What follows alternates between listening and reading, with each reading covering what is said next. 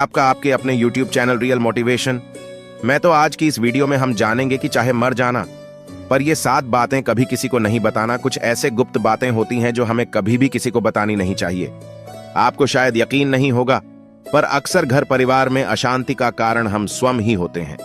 हम इस बात को देख पाए या ना देख पाए पर यही सत्य है, क्योंकि जाने अनजाने में हम खुद ही अपनी बातें दूसरों को बता देते हैं जो हमें हमेशा गुप्त रखनी चाहिए। और वही बातें जो जाने अनजाने में हम दूसरों को बता देते हैं वही हमारे दुख का कारण बन जाती हैं। वही हमारे घर परिवार के बर्बादी का कारण बन जाता है और फिर बाद में हमें यह सोचकर पछतावा होता है कि मुझे ये बातें किसी को नहीं बतानी चाहिए थी। मैंने जाने अनजाने में मूर्खतावश बहुत बड़ी गलती कर दी। दोस्तों, इसलिए आज हम आपको एक ऐसी कथा सुनाने वाले हैं जिसे सुनने के बाद आपको 7 ऐसी बातें पता चलेगी जो जीवन में कभी किसी को नहीं बतानी चाहिए। दोस्तों, और मैं आपको बता दूं कि इन 7 बातों के अलावा अगर आपको लगे कि कोई और भी बातें साथ हैं जो मुझे बताना चाहिए तो आप वो बातें कमेंट में जरूर लिखें। दोस्तों, आगे बढ़े और आप इस ज्ञानवर्धक कहानी में खो जाए तो इससे पहले यदि आप भगवान श्री कृष्ण को सच्चे मन से चाहते हैं तो कमेंट में जय श्री राम जरूर लिखें और साथ ही इस चैनल को सब्सक्राइब अवश्य कर लें। और हाँ, इस वीडियो को पूरा अंत तक जरूर देखें वरना आपको जिंदगी भर पछताना पड़ेगा। ये मैं नहीं कह रहा हूँ, इस वीडियो को देखने के बाद आप खुद ही समझ जाओगे। दोस्तों, एक समय की बात है, एक गांव में राजू नाम एक व्यक्ति रहता था। वह व्यक्ति बहुत ही गरीब था, इतना गरीब कि उसको 2 वक्त का खाना भी बड़ी मुश्किल से नसीब होती था। वह काम की तलाश में पूरे दिन इधर उधर भटकता रहता पर उसे कोई काम नहीं मिल रहा था। दोस्तों, फिर एक दिन उसने अपनी पत्नी से कहा कि मैं जिस जगह भी काम मांगने के लिए जाता हूं तो हर कोई मुझे यह कहकर काम नहीं देता कि हमारे यहां काम की जरूरत नहीं है। मैं काम की तलाश कर करके थक चुका हूं। मुझे समझ नहीं आता कि मैं तुम लोगों का पेट कैसे भरूंगा, अपने बच्चों को कैसे पालूंगा, और यह चिंता मुझे दिन रात खाए जा रही है। यह सुनकर उसकी पत्नी ने कुछ सोच कर कहा कि तुम एक आदमी के पास एक बार ही काम मांगने के लिए जाते हो और जब वह काम नहीं देता तो तुम दोबारा उसके पास जाते नहीं। अगर तुम्हें उनसे काम लेना है तो तुम्हें हमदर्दी जतानी ही होगी। तुम्हें उनसे हमदर्दी हासिल करनी होगी, अपनी गरीबी दिखानी होगी ताकि वह लोग तुम्हारी मजबूरी समझकर तुम्हें काम पर रख लें। इसलिए शर्मा मत करो, उन्हें अपनी मजबूरी बताओ, अपनी गरीबी बताओ और इसी उपाय से तुम काम कर सकते हो। यह बात राजू के मस्तिष्क में बैठ गई और अगले दिन काम मांगने के लिए एक सेठ के पास जा पहुंचा जहां पर वह पिछले दिन काम मांगने के लिए गया था।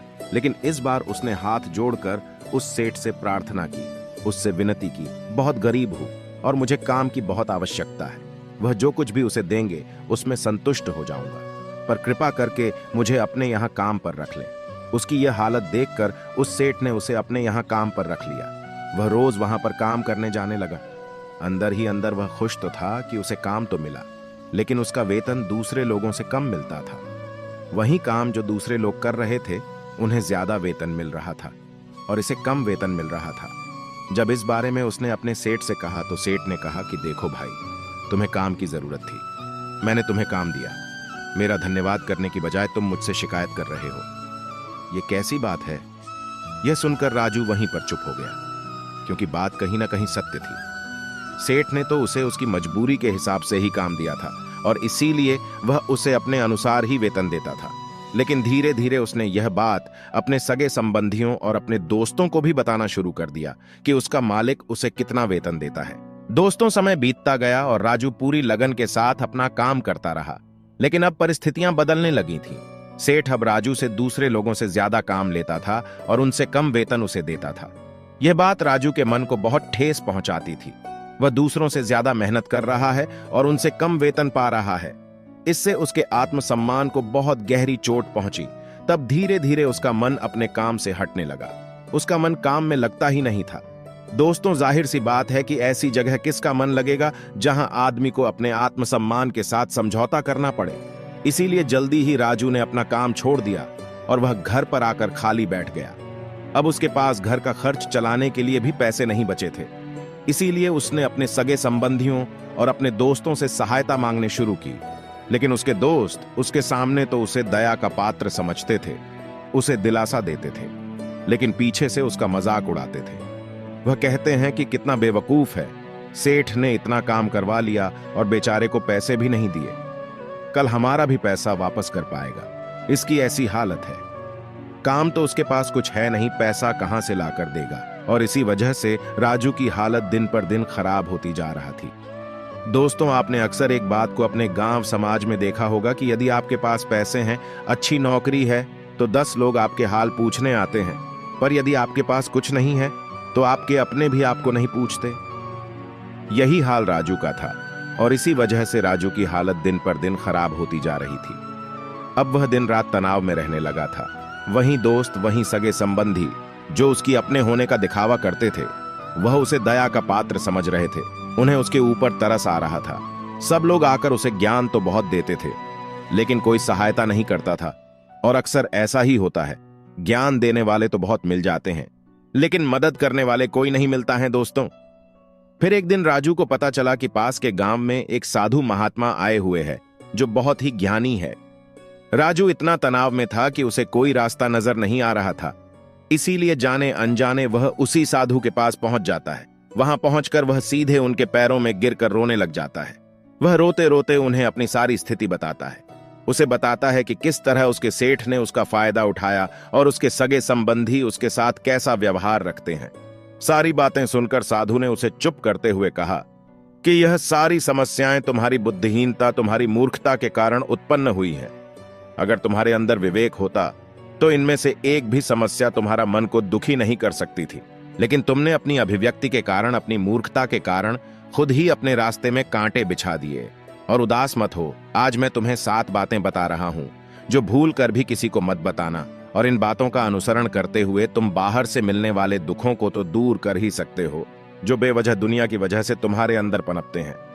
साथ ही एक हंसी खुशी जिंदगी भी जी सकते हो। तो सुनो, मेरा पहली बात जो किसी को नहीं बतानी चाहिए वह है अपनी मजबूरी है।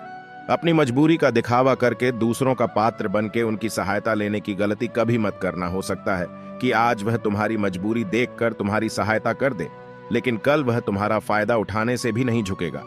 और अगर फायदा भी नहीं उठाया तो दूसरों के सामने तुम्हारा मजाक बनाने में वह आदमी कभी नहीं झुकेगा। इसीलिए कभी भी अपनी मजबूरी का दिखावा मत करो। अगर घर में 2 रोटी है, भले ही सूखी रोटी है, तो वहीं खाकर सो जाओ, लेकिन दूसरों को इसके बारे में भनक तक नहीं लगनी चाहिए। जरा आप खुद सोचो, मजबूरी बताने का क्या प्रयोजन होता है? एक इंसान का या तो दूसरों से सहानुभूति हासिल करना चाहता है या उनसे कोई आर्थिक मदद चाहता है। लेकिन अगर दोनों ही परिस्थितियों आप देखें तो दूसरा आदमी आपका फायदा उठाने से नहीं झुकेगा। और अगर वह फायदा नहीं भी उठाएगा तो अपनी नजर में तो वह आपको मूर्ख ही समझेगा और दूसरों के सामने आपका मजाक तो जरूर बनाएगा। इसीलिए अपनी मजबूरी के बारे में कभी किसी को मत बताना। दूसरी बात जो किसी को भी नहीं बतानी चाहिए वह अपनी अतीत की गलतियां और भविष्य की रणनीतियां किसी दूसरे को बताते हैं तो उसका क्या प्रभाव होगा, वह गलतियां तो नहीं की जा सकती। जाहिर है तो उन्हें बताने का क्या प्रयोजन रह जाता है। आप अपने अंधेरे पक्ष को खुद दुनिया के सामने बता रहे हो, खुद अपनी गलतियां दूसरों के सामने बता रहे हो। इससे उस आदमी की नजर में आपका एक चरित्र घटित हो जाएगा और वह भविष्य में हमेशा आपको उसी नजर से देखेगा। इसीलिए किसी भी आदमी की नजर में अपना चरित्र घटित मत होने दो और आप व्यर्थ में ही अपनी भविष्य की रणनीतियां दूसरों के सामने बता रहे हो। जो लोग आपके काम का हिस्सा ही नहीं है, उनके सामने अपनी भविष्य की रणनीतियां बताने का क्या फायदा? वो लोग आपकी सहायता तो नहीं करेंगे, लेकिन आपकी भविष्य की रणनीतियों में बाधा जरूर बन सकते हैं। आप खुद अपने विवेक का इस्तेमाल करिए और सोचिए कि आपके साथ भी ऐसा हुआ है कि आपने अपनी भविष्य की रणनीति किसी को बताई हो और वह कामयाब ही ना हुई हो। मेरा तीसरा बात तो किसी को नहीं बतानी चाहिए, वह अपने घर की बातें, जो भी हमारे घर के अंदर आपस में बातचीत होती है, हमारे माँ बाप के साथ, हमारी पत्नी के साथ, हमारे बच्चों के साथ में बातें परिवार तक ही सीमित रहनी चाहिए। अगर आप इन बातों का दूसरों के सामने ढिंढोरा पीटते हो तो दूसरों को आपके घर में घुसने का एक मौका मिल जाता है और वह इसका फायदा उठाने से कभी नहीं झुकेंगे। आपके परिवार के सदस्यों को आपसे दूर लेकर जाने की कोशिश करेंगे। हम समाज में देखते हैं कि हम अपने घर के झगड़ों को कम करने के लिए उन झगड़ों को अपने पड़ोसियों और दूसरे सगे संबंधियों को बता देते हैं, लेकिन इससे आपको सहायता कभी नहीं मिली होगी, बल्कि आपके घर की लड़ाई झगड़ा और ज्यादा बढ़ गए होंगे और यह जाहिर है वह बढ़ेंगे।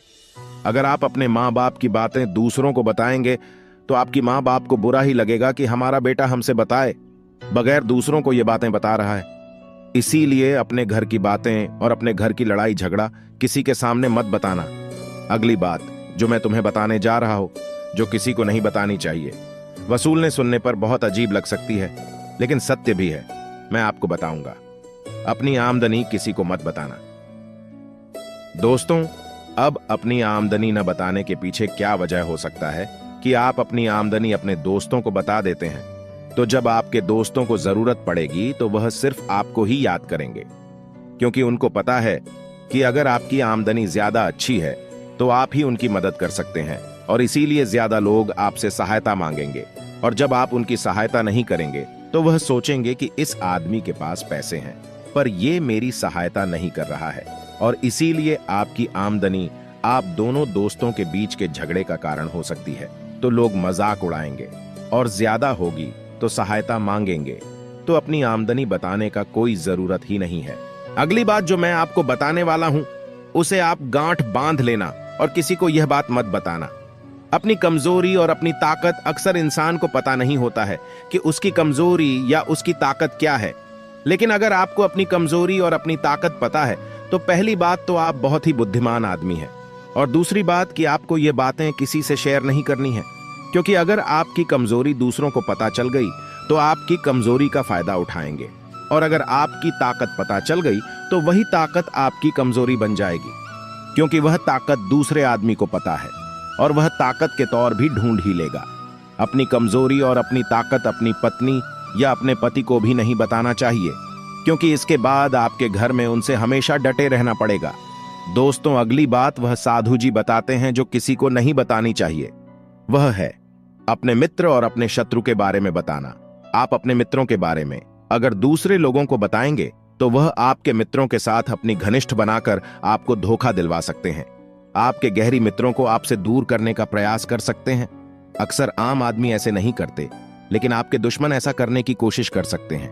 और दूसरी तरफ आपके शत्रु का भी किसी को नहीं पता लगना चाहिए, क्योंकि आज जो आपका मित्र है अगर आपका दुश्मन हो गया तो वह आपके मन के साथ ही मिलकर आपको परास्त कर सकता है, आपको धोखा दे सकता है।